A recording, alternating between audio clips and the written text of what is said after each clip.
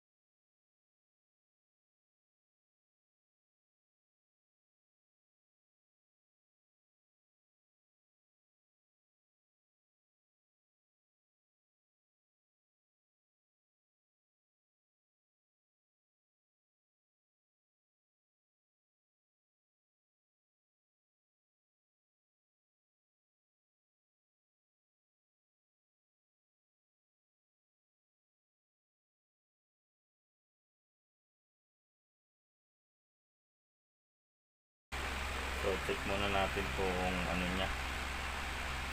So ito po ay naka 13.1 na SHS. Tawagan muna natin may-ari, mga kabendo. So yun nga, nakausap natin si sir, no? Medyo mahirap-hirap na kabitan tong unit niya. Antik, kabit muna natin. Medyo mahirap ikabit to.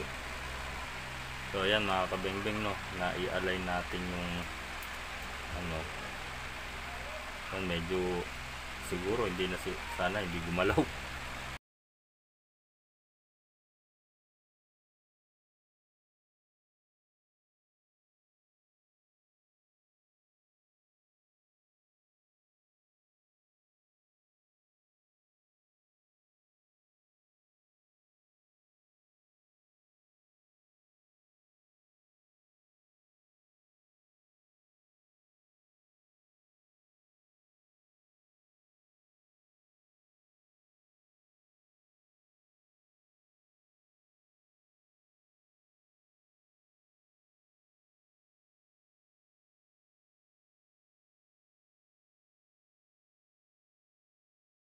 Ayan, mga kabengbeng, no, nabuo na natin yung unit ni sir. So nagpalit tayo ng kanyang piston body kasi ito ay may crack. So hindi na naaabot ng gear itong niya, yung ladder niya na to, kasi yan, may crack siya. So lumulubog lang siya. So nag-ano lang siya, nagasgas lang, nagka-crack lang.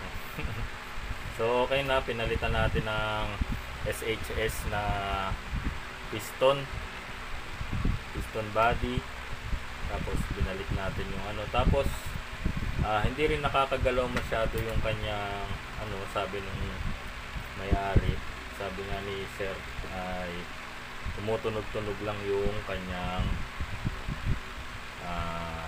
motor. So umiinit lang. So ayan po, mga sobrang shims. So nasakal yung kanyang mga gear, hindi makakilos, hindi ikot kasi ipit na ipit dun sa gearbox housing, no, naipit siyang ganun yung mga gear, so hindi siya makagalaw. So ito yung mga binawas natin na shims. So hindi perfect shimming yung nangyari, nasakal. So ayan mga kabingbing, binawas natin. So ngayon okay na yung unit ni sir. So tinesting ko na rin. So medyo mababa yung FPS niya. So sa testing natin, hindi saktong pang ano lang siya talaga, pang CQB lang, dahil MP5 naman to, maikli lang din naman yung barrel. So yun, tinesting natin yung kanyang FPS, medyo mababa lang. Yan. So ito ay semi-auto, no? Naka-disable po yung kanyang full auto. Pag pinull auto mo siya, wala. So naka-disable po siya. So nabili daw po niya to na naka-disable yung full auto. So yan. So okay na po yung unit niya sir. So pwede na po itong umuwi. At yung itong kanyang meron pa nga pala siyang isang unit. So itong Beretta niya, so nawala yung barrel, so papalitan natin ng bago. So yung barrel niya,